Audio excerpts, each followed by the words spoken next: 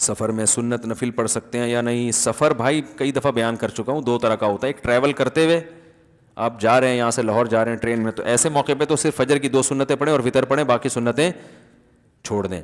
لیکن اگر کہیں مقام پہ پہنچ چکے ہیں 12 دن کے لیے 10 دن کے لیے، تو ہیں تو مسافر لیکن وہ مشقت بالکل ختم ہو گئی ہے، تو اب وہاں پر سنت موقدہ ہی رہتی ہیں. حدیث میں جو نبی صلی اللہ علیہ وسلم سے سفر میں سنتیں چھوڑنا ثابت ہے وہ ٹریولنگ کے دوران والی روایات ہیں.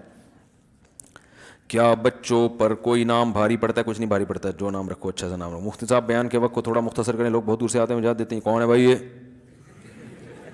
ایک صاحب بولتے ہیں کہ آپ عالم نہیں ہیں، آپ کے پاس جو ڈگری ہے وہ جعلی ہے، اور یہ بھائی جو مجھے عالم نہیں سمجھتا وہ بیان نہ سنے. کیا خیال ہے بھائی؟ بولنے پر تو کوئی بھی کچھ بھی بول سکتا ہے، گورنمنٹ کی طرف سے کوئی پابندی نہیں ہے، کوئی بھی کچھ بھی بول لے. آج کل سردی، انہوں نے جو ایسا الزام لگا رہے ہیں وہ ڈگری دیکھی ہے میری، انہوں نے جعلی ہے یہ اچھی ہے. آج کل سردی کے موسم میں اگر غسل فرض ہو جائے تو گیزر کی سہولت بھی نہیں ہے، تو پھر کیا کریں؟ غسل کریں. نماز چھوڑنے کی اجازت نہیں ہے، رات کو پانی گرم کریں چولہے پہ تمیز سے اور نہائیں. فرض نماز چھوڑنے کی اجازت کسی قیمت پہ نہیں ہے.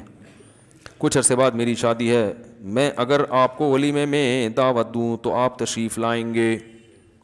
نہیں، ٹائم شارٹ ہے بھائی، ٹائم شارٹ چل رہا ہے مارکیٹ میں.